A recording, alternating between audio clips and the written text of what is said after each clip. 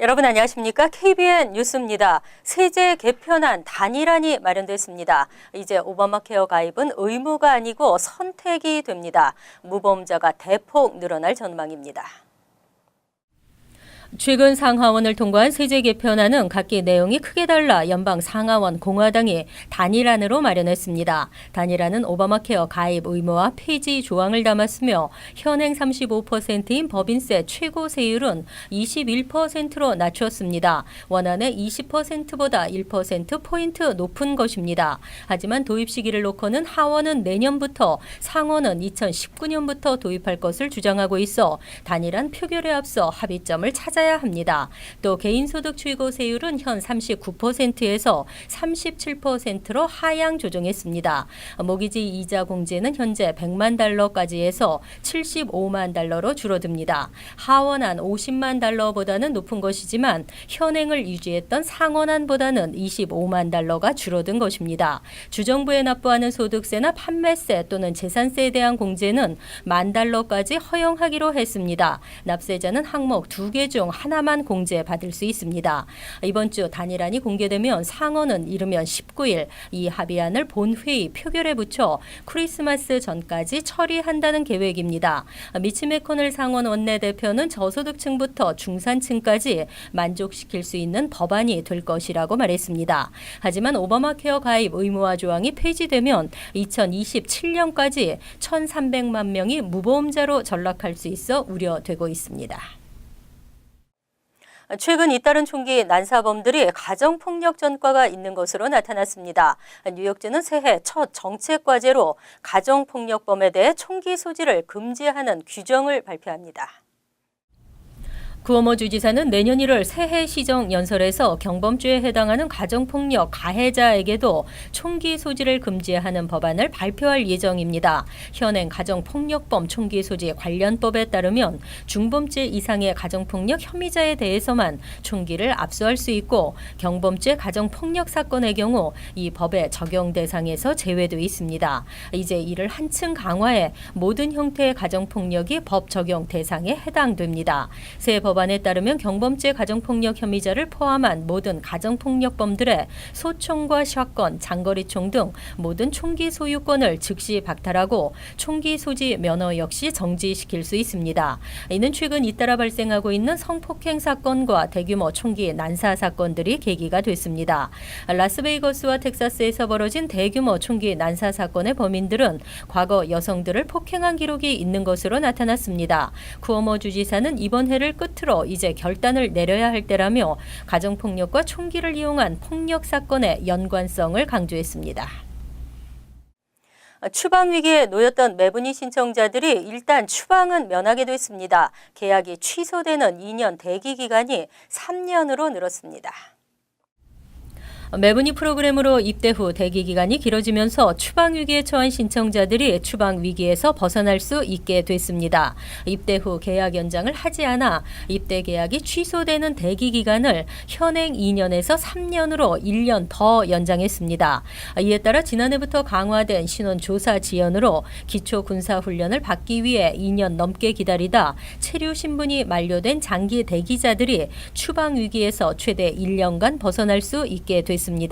당초 국방부는 입대 대기 기간이 길어지면서 추방 위기에 놓인 이들이 1,000여 명에 달한다고 밝힌 바 있습니다. 이미 계약 취소 통보를 받은 이들은 제외되고 취소 통보를 받지 않은 이들에게 혜택이 주어집니다. 얼마나 많은 이들이 혜택을 받을지는 미지수입니다.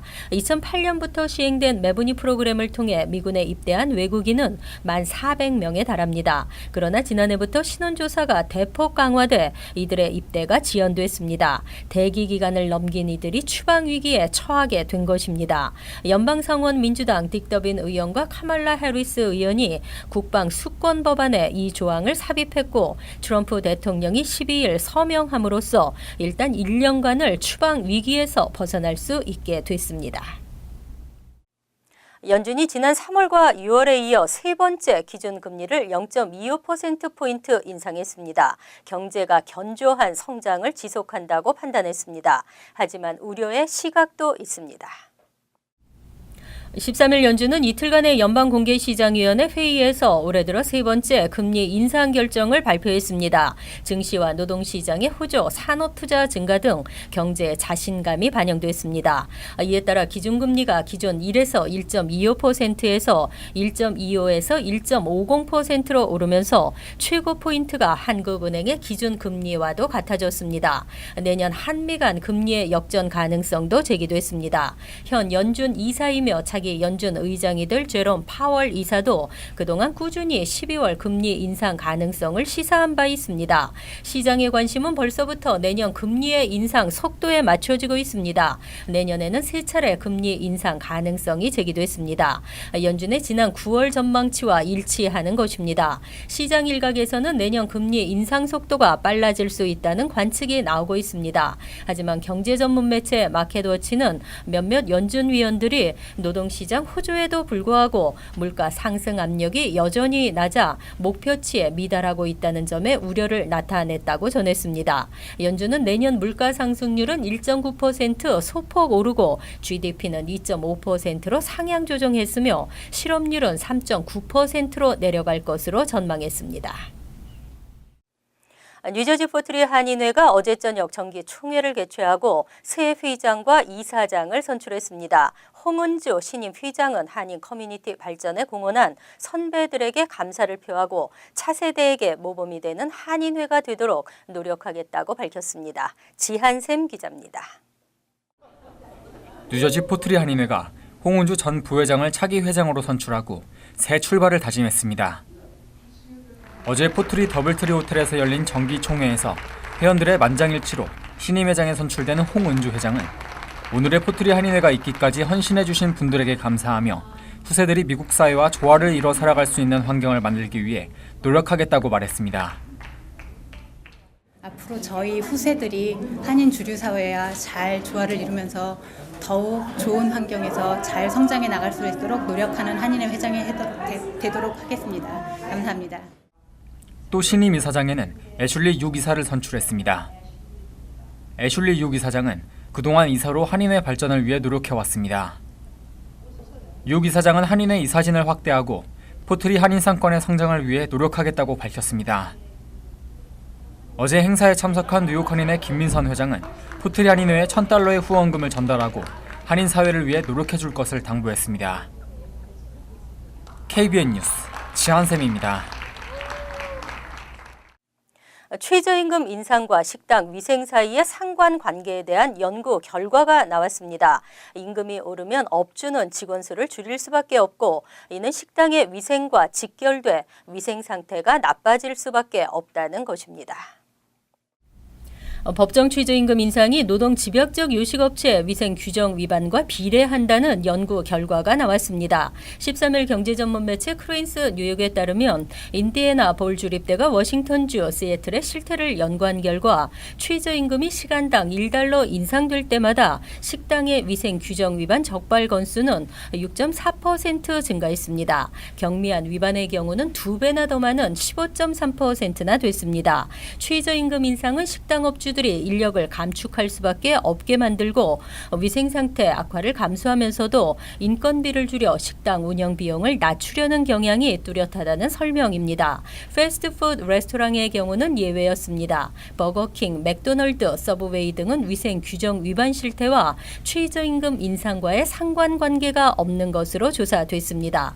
실제 최저임금이 크게 오른 뉴욕시도 올해 위생 등급 A를 받은 식당이 전년 대비 감소한 것으로 나타났습니다. 크레인스 뉴욕에 따르면 올해 위생 등급 A를 받은 식당은 64.5%로 지난해에 비해 3%포인트 감소했습니다. 위생 규정 위반에 따른 벌점도 평균 15.5점으로 11% 높아졌습니다. 폐업으로 이어진 요식업체도 2.8%에 달했습니다.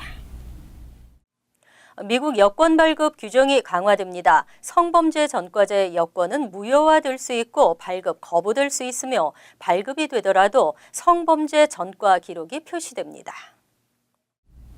14일 국무부는 여권 무효화 및 발급 제한 대상을 다른 범죄 전과자까지 확대한 여권 발급 규정 개선안을 연방 관보에 게재했습니다. 국민들의 의견을 수렴해 백악관 예산관리국의 승인을 거쳐 시행에 들어간다는 계획입니다. 국무부는 지난달부터 아동 성범죄 전과자들의 여권을 취소하는 국제매건법을 시행하고 있습니다. 뉴저지에서 살던 7살 성폭력 피해 소녀 메건 칸카의 이름을 딴 것입니다. 이번 조치는 성범죄 또는 불법 마약 거래 등 해외 관련 범죄 재발을 막기 위한 조치입니다. 개선안에 의하면 성범죄 전과자의 여권을 무효화하거나 발급을 거부할 수 있고 자녀 양육비를 체납한 경우 소셜 세큐리티 번호를 고의로 잘못 기입한 경우도 여권 발급이 제한됩니다. 환각성 물질 관리 위반 혐의로 징역 또는 집행유예 처벌을 받은 경우도 마찬가지입니다.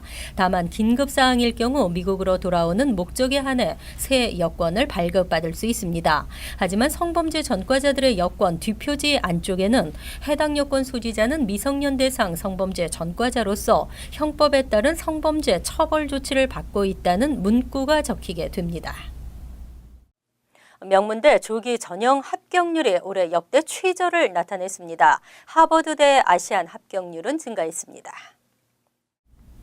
프린스턴 대학의 경우 조기 지원 응시자 총 5,402명 중 799명이 합격 통지를 받으면서 조기대 합격률은 14.7%를 기록했습니다. 하지만 이는 지난해 15.4%에 비해 더 낮아진 것입니다. 2011년 조기 합격률 21.1%와 비교해서는 무려 6.5%포인트 감소한 것입니다. 조기 전형 합격자의 60%는 재정 보조를 받는 학생이며 평균 그랜트 금액은 $52,000로 나타났습니다. 합격자의 성비는 여성과 남성이 각각 50%였으며 유학생은 전체 합격자의 11%를 차지했습니다. 하버드 대학도 올해 조기 전형 합격률이 14.5%로 역대 최저 기록을 나타냈습니다. 총 6,630명이 지원해 14.5%인 964명이 합격했습니다. 불합격 통지를 받은 학생이 661명, 4,882명은 정시 전형으로 넘어갔습니다. 아시안 합격자는 지난해 21.7%에서 올해 24.2%로 2.5%포인트 증가를 기록하며 인종별 가장 큰 폭으로 증가했습니다. 흑인 학생도 전년도에 비해 1.3%포인트 증가를 나타냈습니다.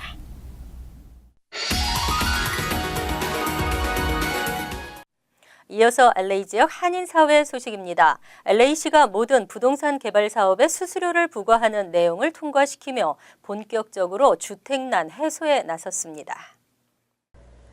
LA시 의회는 오늘 지역 내 치솟는 렌트 가격과 주택난을 해결하기 위한 재원 마련을 위해 주거용이나 상업용 등 모든 부동산 개발 사업에 일정의 개발 부담금을 부과하는 내용의 조례안을 만장일치로 통과시켰습니다.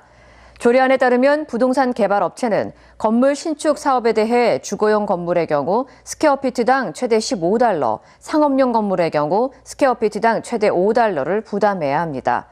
LA 주택 커뮤니티 투자국은 부동산 개발 분담금을 통해 연간 최대 $1억 1,400의 추가 재원이 확보될 것으로 전망되며 이는 심각한 주택난에 시달리고 있는 저소득층의 주택 문제 해결에 도움이 될 것으로 기대했습니다.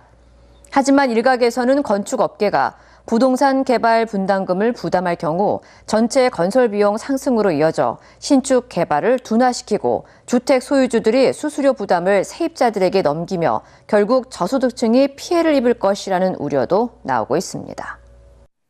국립공원 입장료 인상이 추진되고 있는 가운데 국립공원국이 무료 입장이 가능한 날을 대폭 줄일 예정입니다. 국립공원국은 내년부터 요세미티와 옐로스톤, 그랜드 캐년 등 전국 국립공원 방문객들이 무료로 입장을 할 수 있는 날을 현재 10일에서 내셔널 국립공원 주간 첫날과 마틴 루터킹 데이, 내셔널 퍼블릭 랜드 데이와 베테랑 데이 등 총 4일로 축소한다고 밝혔습니다. 공원 당국은 이번 조치로 국립공원 기반 시설 설치와 유지 관리에 큰 도움을 줄 것으로 전망했습니다. 한편 일각에서는 이 같은 혜택이 없어질 경우 방문객들은 오히려 줄고 추가 수익도 타격을 입을 것이라는 우려의 목소리도 제기되고 있습니다. 간추린 소식입니다. 13일 ICE는 뉴욕시에서 11일과 12일 범법 이민자 단속을 펼쳐 중국계를 포함 4명을 체포했다고 밝혔습니다. ICE는 뉴욕 시경 등의 신병 확보를 요청했으나 뉴욕시는 불체자 보호도시 정책에 의해 법적 조치를 취한 뒤에 석방한 것입니다. ICE는 이들을 추적해 검거했으며 현재 이민구치소에 수감했습니다. 이들은 이민법원에서 추방 재판을 받게 됩니다. 랑킴 뉴욕주 하원 의원은 최근 가상화폐 규제에 대한 법안을 추진하고 있습니다. 2008년 등장한 후 최근 투자 열풍을 일으키고 있는 비트코인은 해킹 등의 문제로 피해자도 급증하고 있습니다. 김 의원은 뉴욕은 세계 금융의 중심이지만 미래의 기술 발전을 따라가지 못한다면 뒤처지게 될 것이라며 소비자를 보호하고 가상화폐 회사들에 대한 규제를 줄이는 새로운 대안을 찾아야 한다고 말했습니다. 지난 8일 뉴욕행 스프린트 항공기 내에서 모유 수유에 조금 더 시간을 달라는 여성과 안전벨트를 빨리 착용하라는 직원의 요청이 있었고 이후 안전벨트를 착용했지만 갑자기 나타난 항공사 직원과 경찰은 이 여성의 온 가족을 기내에서 내쫓았습니다. 더구나 요청에 응하지 않으면 FBI를 부르겠다고 협박했습니다. 스프린트는 공식 성명을 통해 항공사 규정을 따르지 않은 데 대한 조치라고 해명했습니다. 12일 유나이티드 헬스 파운데이션이 발표한 보고서에서 뉴욕주는 미국 내에서 건강한 주 10위로 평가됐습니다. 평가 기준은 주민들의 신체적, 정신적, 사회적 복지 상태, 오염도, 질병 발생률 등이었습니다. 뉴욕 주민들은 비만율과 조기 사망률이 낮고 1차 진료기관 접근이 편리한 것으로 나타났습니다. 하지만 운동량은 부족한 것으로 나타났습니다. 전국 1위는 매사추세츠주로 나타났습니다.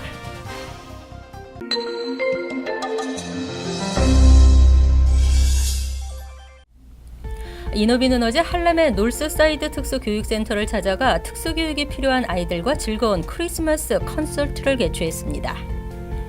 뉴욕 가정상담소는 어제 저녁 플로싱 대동연회장에서 제8회 연례 자원봉사자 감사 파티를 개최하고 42명의 봉사자들에게 대통령 자원봉사상을 전달했습니다. 럭키서플라이 신범조 회장 부부는 뉴욕 한인회 이민사박물관 기념 마련 갈라에 $5,000를 기부했습니다.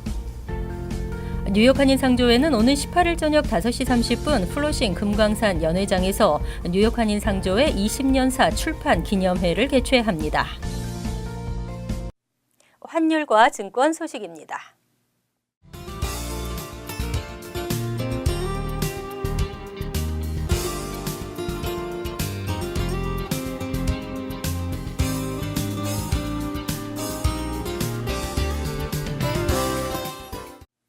이어서 날씨입니다. 금요일은 대체로 흐린 날씨에 춥겠습니다. 낮 최고 기온은 31도, 섭씨 영하 1도, 밤 최저 기온은 26도, 섭씨 영하 3도로 예상됩니다.